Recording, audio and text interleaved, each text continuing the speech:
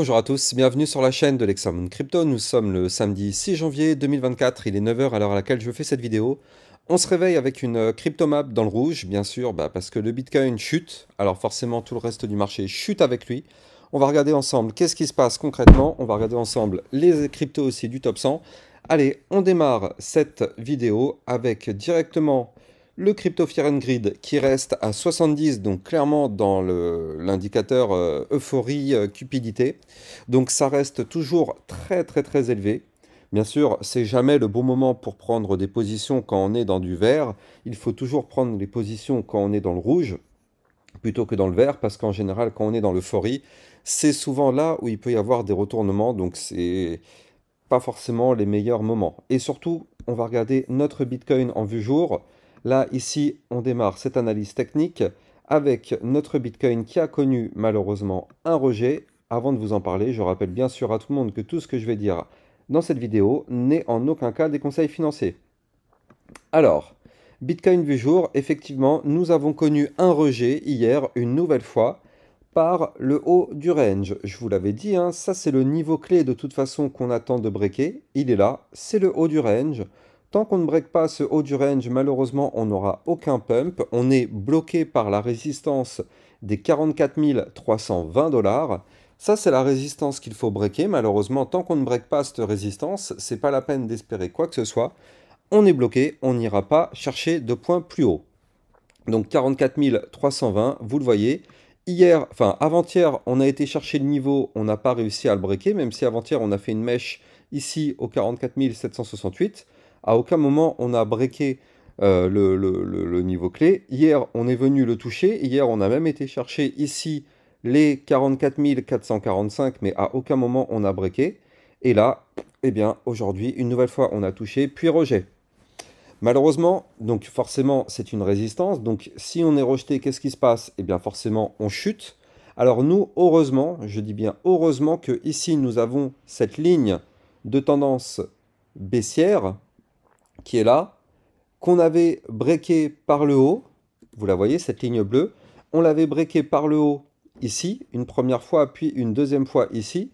Donc là, heureusement qu'on est au-dessus de cette ligne, elle nous sert de support. D'ailleurs, c'est pour ça qu'aujourd'hui, vous le voyez, la bougie d'aujourd'hui a fait une mèche pile poil ici sur le trait bleu qui est notre ligne de tendance baissière. Donc là, aujourd'hui, le niveau clé de support à ne pas breaker, c'est justement notre ligne à 43 431 $. Ça, c'est notre ligne de tendance baissière à ne surtout pas breaker, parce que bien sûr, si on break cette ligne, vous l'avez compris, on risque de chuter beaucoup plus fort, c'est-à-dire chuter pour aller chercher les 43 090, puis ici les 42 434, avant d'aller chercher les 41 687, et surtout la target serait ici, le bas du range, qui se trouve quant à lui à 41 226 $. Voilà, ça c'est le range, c'est actuellement les niveaux clés qu'il faut surveiller. Donc ici, le support de la ligne de tendance baissière et la résistance qui est le haut du range. On voit surtout que les bandes de Bollinger, depuis quelques temps, sont compressées. Donc là, on s'y attend, hein. De toute façon, on le sait. On le sait, on va avoir un mouvement de sortie qui sera explosif. Alors, on ne sait pas quand est-ce qu'il aura lieu ce mouvement de sortie. Là, on a des bandes de Bollinger qui sont parallèles, qui sont compressées. On ne sait pas quand aura lieu le mouvement de sortie. Ça peut être dans les prochains jours comme les prochaines semaines. On peut très bien continuer ce range pendant des mois et des mois, hein. Qui sait? On ne peut pas savoir. Mais tout ce qu'on sait, c'est que le mouvement de sortie sera forcément un gros mouvement parce que les bandes de Bollinger sont compressées, ce qui veut dire qu'il y a une perte, on commence à perdre petit à petit en volatilité. Et donc du coup, forcément, quand on fait le mouvement de sortie de ce type de pattern, en général, c'est toujours un mouvement impulsif. Maintenant, ça peut être un mouvement haussier ou baissier. Ce sera un mouvement haussier si on break par le haut le range. Ce sera un mouvement baissier, forcément, si on break par le bas le range. Vous l'avez compris, ce sont vraiment les deux gros niveaux clés qu'il faudra surveiller pour notre cher Bitcoin. Maintenant, donc là, en vue jour, pour l'instant, il n'y a pas plus de choses à dire que ce scénario-là. Maintenant, en vue jour, il faut quand même noter qu'on est toujours sur une tendance haussière, c'est-à-dire qu'on fait toujours des points hauts de plus en plus haut, enfin, pardon, des points bas de plus en plus haut, et aussi ici des points hauts de plus en plus haut.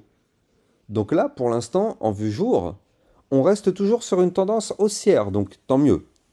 Maintenant, attention à ce que cette tendance haussière ne prendrait pas fin, parce que là, vous le voyez, si on se fait rejeter par ce haut du range, malheureusement, le risque est augmenté pour aller chercher justement des points plus bas. Et si on break nos points plus bas, justement, donc d'abord, premièrement ici, les 42 880, non, pardon, 42 820, puis ici, les 42 063, si on break déjà ces deux niveaux clés, ça voudra dire qu'on aura breaké déjà des points plus bas. Et si on break notre range par le bas ici, bon bah là vous l'avez compris, malheureusement ce sera officiel, nous serons rentrés dans une belle tendance baissière. Donc on espère vraiment ne pas valider ce type de scénario, mais il faut quand même se dire que c'est une éventualité, c'est vraiment quelque chose qui est fort possible, et on pourrait former par la même occasion ici une figure chartiste en Bart Simpson, vous le voyez, avec ici le crâne, tac, le crâne comme ceci, tac, tac, tac, tac, tac, et hop, on casse par le bas, on retrace tout le mouvement entrant qu'on avait connu, boum, on tombe aux 35 000 $. C'est une éventualité. Il ne faut bien sûr jamais oublier toutes les possibilités quand on fait du trading de crypto-monnaie. On a toujours le scénario baissier, mais on a aussi le scénario haussier. Il faut bien avoir en tête toujours les deux scénarios pour appréhender au mieux les prochains mouvements. Donc là, on a bien vu effectivement le scénario baissier. Maintenant, le scénario haussier, ce serait ici de casser en vue jour de façon validée, confirmée, pullback compris les 44 320 $. Et boum, dans ce cas-là, effectivement, on peut aller chercher les résistances 45 394, 46 416 et 47 224, voire même encore plus haut. Ça, par contre, c'est le scénario haussier qui pourrait arriver, vu que pour l'instant, je vous l'ai dit, nous sommes dans une tendance haussière. Nous sommes actuellement dans une latéralisation, donc c'est-à-dire une consolidation. Et quand on est dans une tendance haussière, les latéralisations ont plus souvent tendance à breaker par le haut que par le bas. Regardez, je dézoome pour que vous puissiez bien voir. Ici, on avait une latéralisation. Elle a été breakée par le haut. Ici aussi, on a eu une latéralisation comme ceci. Tac, ça a été breaké par le haut. Et donc là, actuellement, nous sommes une nouvelle fois dans une latéralisation. Donc, potentiellement, si on reste dans cette tendance haussière, ça risque d'être pété par le haut encore une fois. Maintenant, bien sûr, ce ne sont que des probabilités qui sont augmentées, mais je rappelle que si on se fait rejeter par le haut du range et qu'on n'arrive pas à le péter, attention, parce qu'on risque de péter cette fois-ci le range par le bas, et dans ce cas-là, cracher et annuler cette tendance haussière. Donc, soyons vraiment extrêmement vigilants sur notre Bitcoin. Allez, cette fois-ci, on se met en vue 4 heures, et qu'est-ce qu'on voit en vue 4 heures? Eh bien, on voit que malheureusement, on forme quelque chose qui n'est pas très très joli. Alors, c'est-à-dire que là, vous le voyez ici, on a eu un petit mouvement haussier qui a démarré le 3 janvier 2024. Donc là, vous le voyez ici, tac, on a eu un mouvement haussier. On a été chercher par la même occasion les 44 804 $. Et maintenant, vous le voyez, on a fait un premier sommet ici. Et on est en train de faire un deuxième sommet ici. Donc ça, c'est une figure chartiste en double top. Double top, je le rappelle, figure chartiste de retournement baissière. D'ailleurs, pour tous ceux qui veulent apprendre les bases du trading, n'oubliez pas que sur mon site internet, vous avez tout qui est gratuit en libre accès. Vous tapez double top dans la recherche en haut, tac, double top, vous faites entrer, et hop, ça vous emmène sur quoi? Sur mes vidéos formation gratuite en libre accès. Donc elle est ici, formation gratuite double top, vous cliquez. Et qu'est-ce qu'on voit? On voit une vidéo qui va vous expliquer qu'est-ce que c'est que le double top dans les détails. Il y a même des petits schémas explicatifs et tout ce qu'il faut. Donc n'hésitez pas à aller regarder, n'hésitez pas à aller commenter. Il y a pas mal de personnes qui laissent des petits commentaires, donc ça fait plaisir. N'hésitez pas, je rappelle que sur mon site internet, toutes mes vidéos formations sont toutes gratuites en libre accès sans exception. La plupart des youtubeurs vous font payer des formations très très chères. Bah moi, tout est gratuit en libre accès, donc franchement, vous n'avez aucune excuse pour ne pas vous former. Allez-y, les bases du trading, c'est extrêmement important de les avoir. Surtout, peut-être si on a un bull run qui pourrait démarrer bientôt, et ben c'est toujours mieux de connaître les bases pour pouvoir mieux anticiper les mouvements et tirer le meilleur profit de ce justement cycle haussier qui pourrait arriver. Bref, donc double top figure chartiste de retournement baissière. On a une ligne de coup qu'il ne faut pas breaker en vue 4 heures qui se trouve ici à 43 506 $. Donc surtout ne pas breaker cette ligne. On verra bien si on le fait ou pas. Juste en dessous, quoi qu'il arrive, de toute façon, on a la ligne de tendance baissière qui est là. Je vous l'avais montré tout à l'heure. Donc ça nous fait deux zones de support. Mais si jamais on valide ce double top, oui, bien sûr, on va chuter. on va chuter pour aller chercher dans un premier temps, en vue 4 heures, le bas du range au 43 090. Et cette fois-ci, si on break ces 43 090, vous l'avez compris, ça pourrait être une chute un peu plus prononcée pour aller chercher des points encore plus bas, c'est-à-dire 42 434 et 41 687. Donc attention à ça, attention avec cette figure chartiste en double top.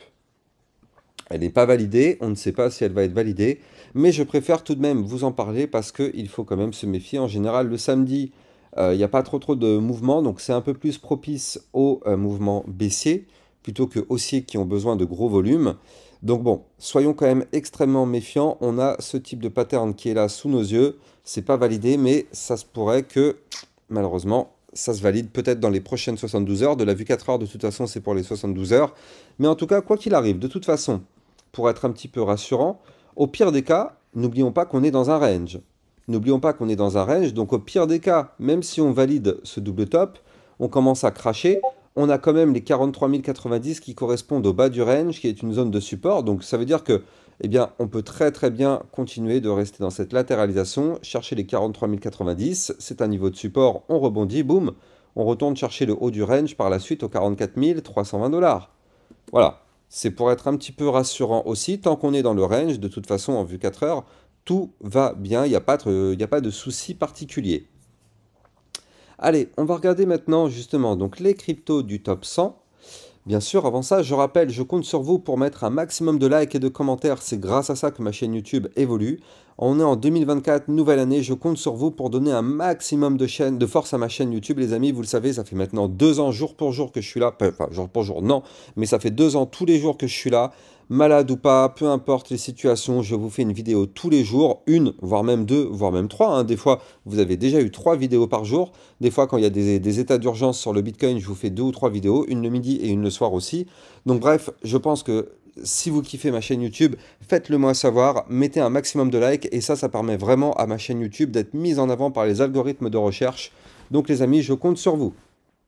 Le partenaire de cette vidéo, c'est Rain, la banque crypto révolutionnaire qui propose une gamme complète de services financiers innovants. Avec Rain, vous pourrez ouvrir un compte bancaire en 5 minutes avec IBAN. Ils mettent à votre disposition différentes cartes de paiement Visa autorisant les règlements en euros ou en crypto-monnaie. Rain offre également plusieurs produits d'épargne innovants comme le coffre Flex à plus de 6% d'intérêt ou le coffre Cloud Mining investissant dans le minage de Bitcoin. Leur marketplace permet d'acheter et de vendre simplement plus de 100 crypto-monnaies. Vous trouverez mon lien de parrainage en description de cette vidéo pour bénéficier d'avantages exclusifs. Allez, on va regarder nos cryptos du top 100. On commence avec l'Ethereum. L'Ethereum, malheureusement, qui n'arrive pas à pousser. De toute façon, il faut bien se dire une chose, c'est que tout est à l'image du Bitcoin. C'est-à-dire que là, vous l'avez vu, en vue 4 heures, le Bitcoin nous forme potentiellement un double top. Et donc, on risque de retrouver ce type de pattern un petit peu sur pas mal de cryptos. Donc là, on voit effectivement sur notre Ethereum un premier top et un deuxième top aussi. À l'image du Bitcoin, je rappelle, tout suit le Bitcoin sans exception.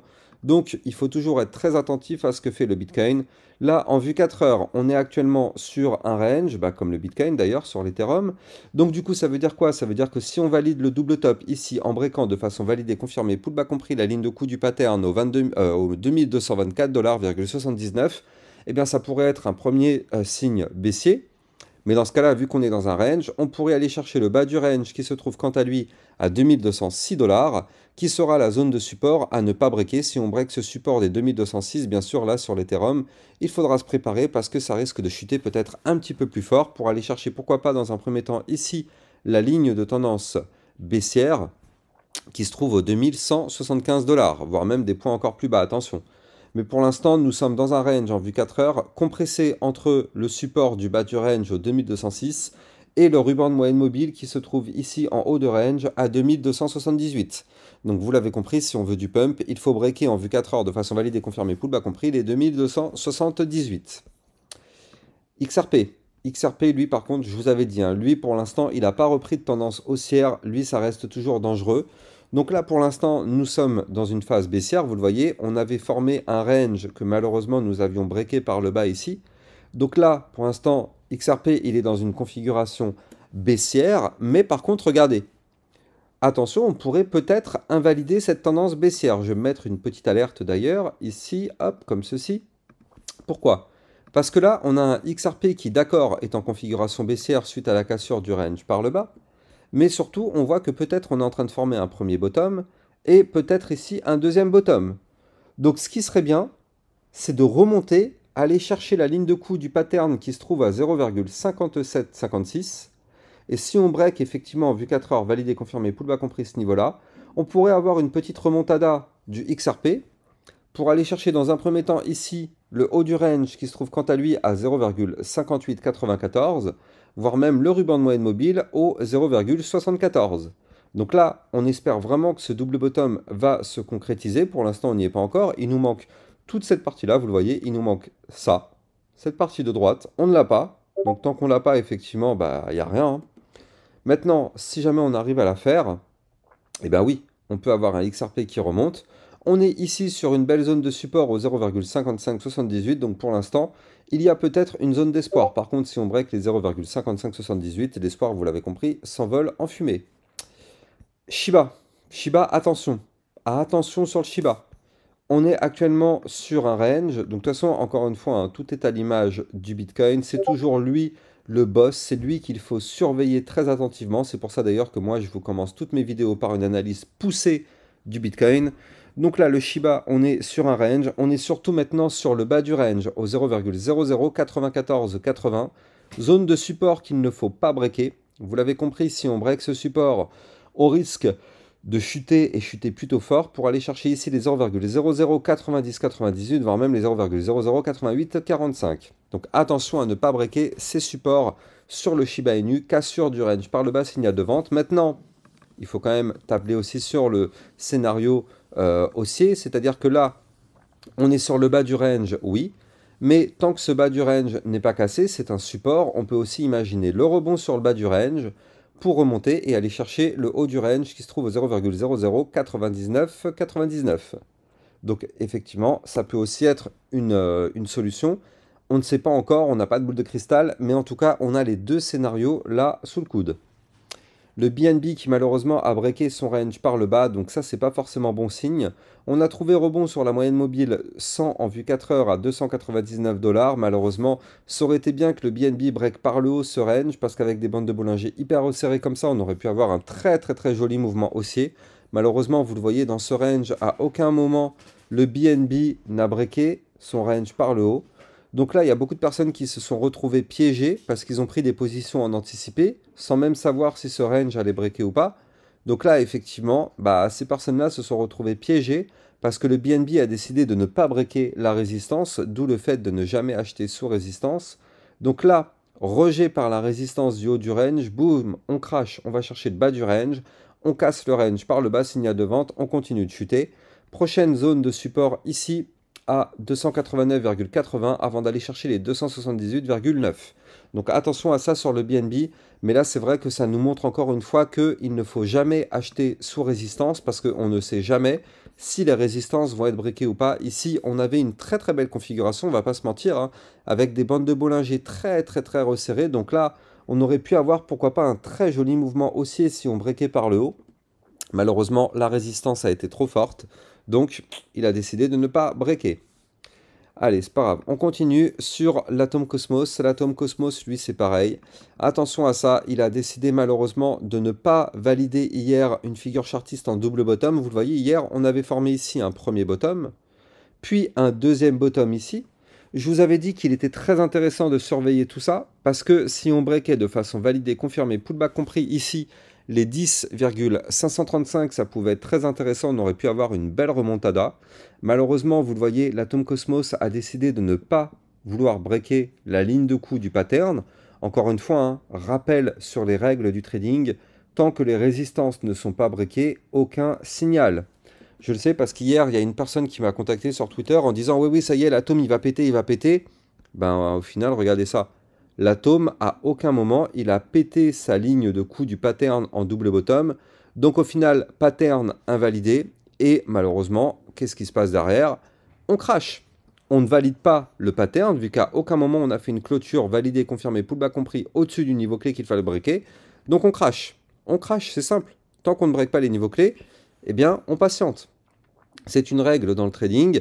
la patience. Il y a beaucoup de personnes qui ne l'ont pas malheureusement, mais c'est pourtant une règle de base et une règle qui est vitale dans le trading, ne jamais se précipiter et ne jamais prendre de position en anticipé. Donc bref, là sur l'Atom Cosmos, on a quand même un support au 9,606 qui est là, et heureusement. Mais si on perd ce support, attention, ça pourrait entraîner un mouvement pour aller chercher les 9,068. Le seul moyen de remonter la pente, c'est de breaker de façon valide et confirmée pullback compris les 9,918 pour réintégrer le range par le bas et aller chercher pourquoi pas des points plus hauts. Voilà, j'espère que vous avez kiffé cette vidéo. N'oubliez pas, hier, je vous ai fait, comme tous les vendredis, une vidéo concernant les crypto-monnaies de l'intelligence artificielle. Donc dedans, je vous explique un petit peu tous les mouvements qui sont en train de se produire actuellement. Donc n'hésitez pas, si vous êtes intéressé par ce type de narratif, d'aller regarder ma vidéo. Vous tapez sur YouTube Lexa Intelligence Artificielle, vous allez trouver, hier, il y a eu l'épisode 2. Quant à moi, j'ai plus qu'à vous souhaiter une excellente journée. Je vous dis à plus tard pour une prochaine vidéo. Ciao, ciao!